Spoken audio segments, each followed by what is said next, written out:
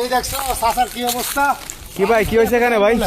সমস্যা কি হয়েছে জায়গা? আর সমস্যা ভাই যে কবরস্থানে এসে কি করতেছেন? এটা আমগর এক চাচা লাগে দুঃসম্পর্কে। ওই যে চাচার কবর দিছে এই জায়গা?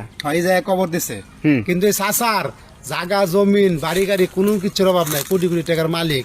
কয়েকবার মনে করেন যে হজ করেছেন আরে মক্কাতে, কিন্তু হইলে কি হাজি ছিল, কিছু ছিল পাজি, হাজি হইলো পাজি। এই মানুষ বাড়ির সামনে যাইতে পারে নাই, রাস্তা দিয়ে যাইতে পারে নাই, ক্ষেতের আইল কাটটা এত বড় আইল কাটটা এতটুকু করতো।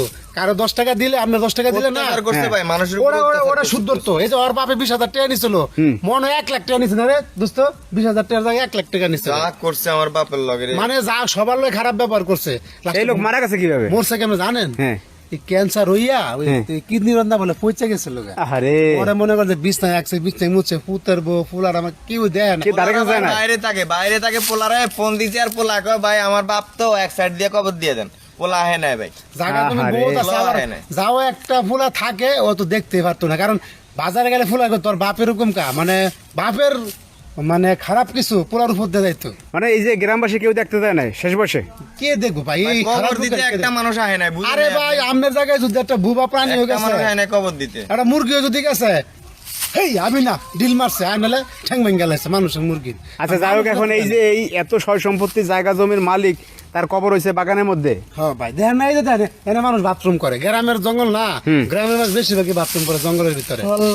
এই জায়গায় দিচ্ছে মাটি কোন এত জায়গা থইয়া। আপনি আসছেন মূলত কি করতে জায়গা? আমরা দেখতে আইছেন? যাইতাছে দিতে পারি দোস্ত, কবরটা দেখাই। তোর বাপরে তো জ্বালাইছে, গ্রামের লোক জ্বালাইছে, আজকে দিয়ে চাচা কোন জায়গায় আছে। মানে এত জায়গা জমি কি চাচা নিয়ে যাইতে পারছে না কোন কি করছে? সম্পদশালী একজন মানুষ এই যে আজকে আপনি কবরে এত শুয়ে আছে। টাকার মালিক, এত ক্ষমতা, এত বাহাদুরি আপনি ঘরে, মাটির শরীর, একবার নিঃশ্বাস গেলে তো শেষ, কোনো ক্ষমতা নাই। আপনি এইটা দিয়ে আসলে অনেক মানুষের উপলব্ধি হওয়া দরকার যে আসলে এত অহংকার, এত জমি জমি করেন, এত টাকা পয়সা, এত অহংকার, আপনার মরে গেলে আপনার কিছু থাকবে না, চাইরন কাজে লাগে না। এত বড় একজন সম্পদশালী মানুষ এত অত্যাচার মানুষের উপরে করছে, একটা পিঁপড়া তার বাড়িতে যাইতে দেয় নাই ভাই এই লোকটা। আর এই লোকটা আজকে মাটিতে একটা বাগানের ভিতরে শুয়ে আছে, যে মানুষ বাথরুম করে মানুষ। আর তারা যে কবর দিছে ভাই, তার কবরে তারে জানা যায় একটা মানুষও আহে নাই, একটা মানুষও আহে নাই।